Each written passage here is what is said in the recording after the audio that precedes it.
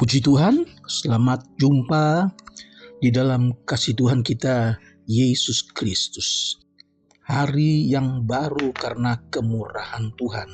Mari kita awali pagi ini dengan bersekutu di dalam doa dan kita akan bacakan firman Tuhan. Kita awali dengan mengucap syukur. Mari kita berdoa. Bapa yang ada di dalam sorga, kami mengucap syukur.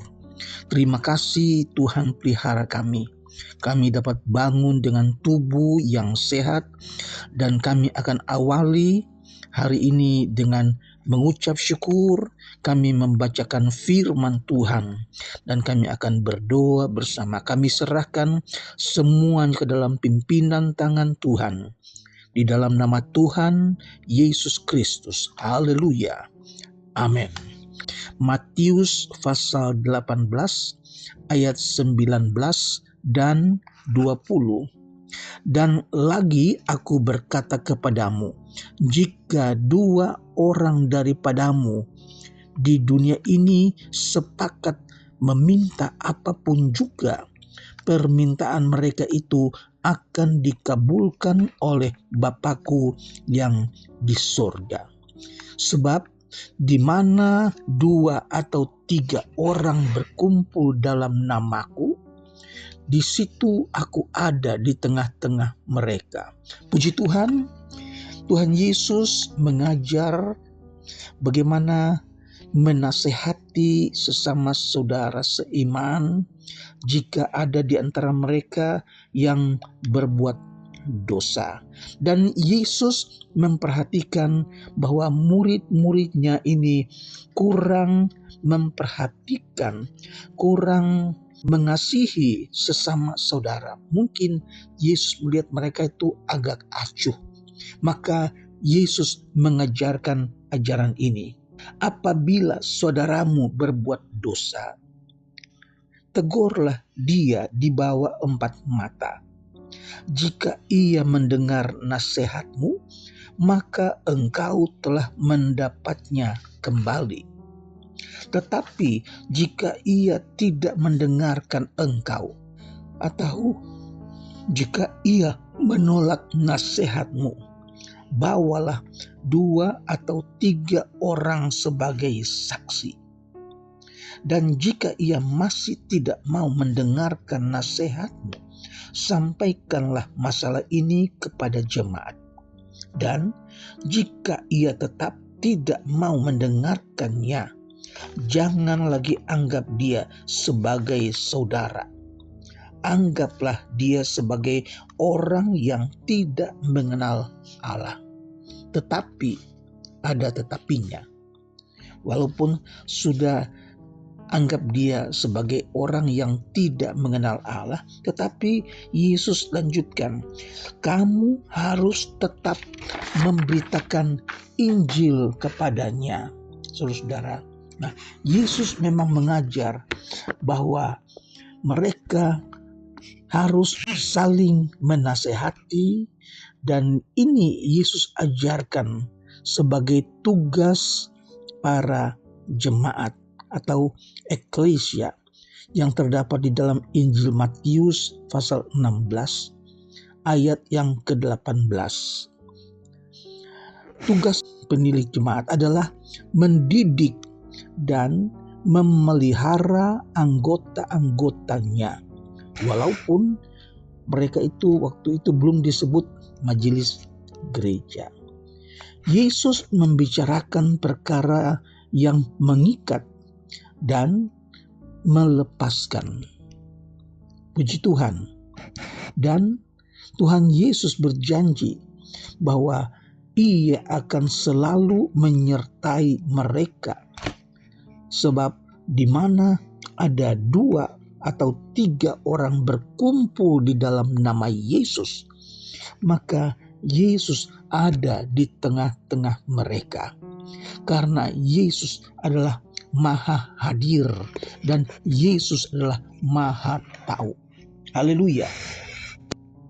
Di dalam ayat 15 sampai ke 17, Tuhan Yesus mengajar cara mendisiplinkan jemaat dan cara menerimanya kembali.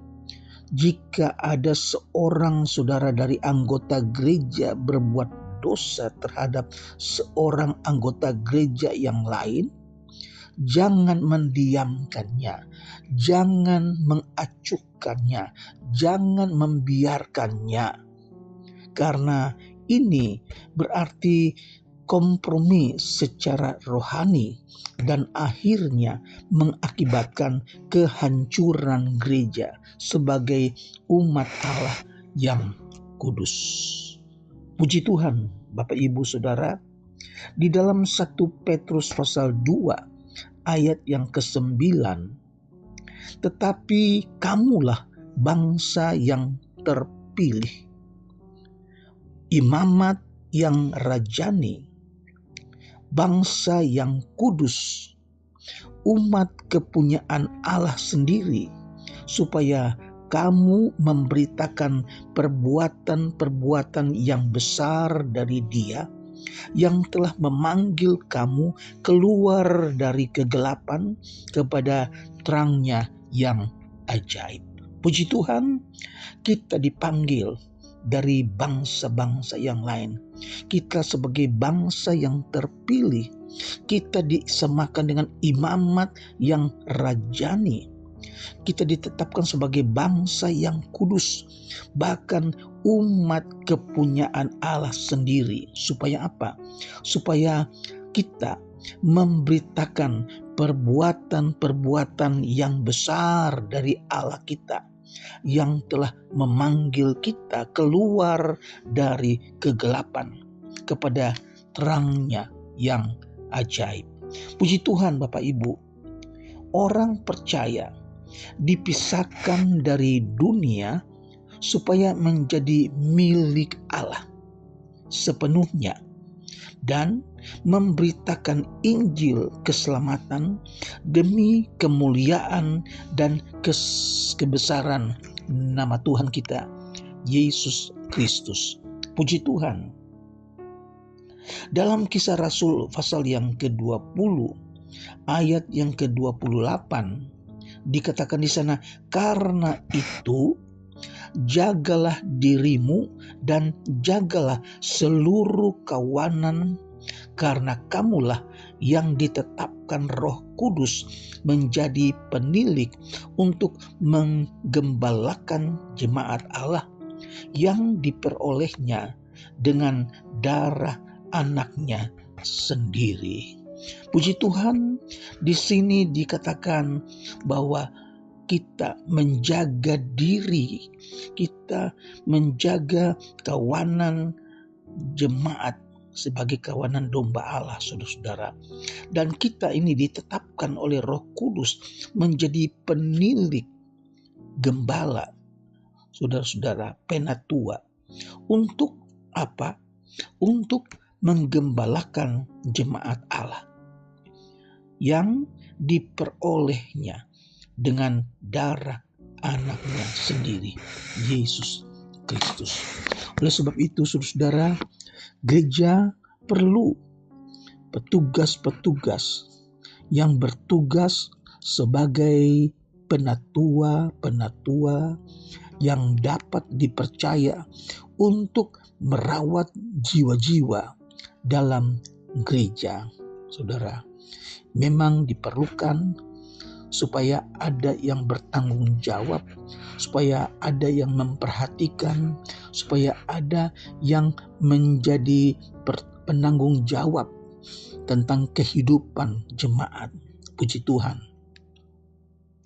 Dalam Kisah Rasul pasal 14 ayat 23, di tiap-tiap jemaat rasul-rasul itu menetapkan penatua-penatua, yaitu gembala ataupun disebut penilik jemaat, bukan hanya melalui doa dan puasa, tetapi juga dengan memperhatikan tabiat, memperhatikan karakter orang tersebut, memperhatikan karunia-karunia rohani dari calon tersebut, juga reputasi dan bukti dari buah roh dari calon-calon pelayan tersebut. Ini saudara dapat baca di dalam 1 Timotius pasal yang ketiga ayat 1 sampai 10. Dan jikalau mereka ini didapati tidak bercela, maka mereka dapat ditetapkan sebagai pelayan tugas tersebut, diaken atau penatua atau gembala, saudara. Nah, syarat-syarat moral bagi penilik jemaat ataupun sebagai gembala kita bisa lihat di dalam 1 Timotius pasal yang ketiga ayat 1 sampai 13. 1 Timotius 4 ayat yang ke-12 dan Titus 1 ayat 5 sampai 9. Itu adalah syarat-syarat bagaimana seseorang itu dapat ditetapkan sebagai pelayan yang diistilahkan dalam bahasa Yunani episkopos, yaitu seorang yang mempunyai kewajiban pastoral, suatu pekerjaan yang indah, tetapi keinginan itu harus ditetapkan oleh firman Allah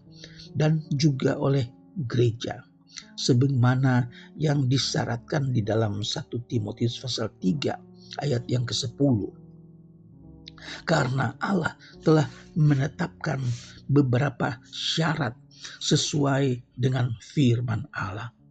Jadi jika seseorang yang baru, jika seorang jemaat yang belum lama, belum terbukti reputasinya, belum terbukti keteladannya, maka orang itu belum dapat dipilih sebagai seorang pelayan Tuhan. Saudara-saudara, setiap panggilan yang diakui dari Allah untuk melakukan pekerjaan pastoral harus diuji oleh anggota jemaat sesuai dengan standar Alkitabiah. Haleluya.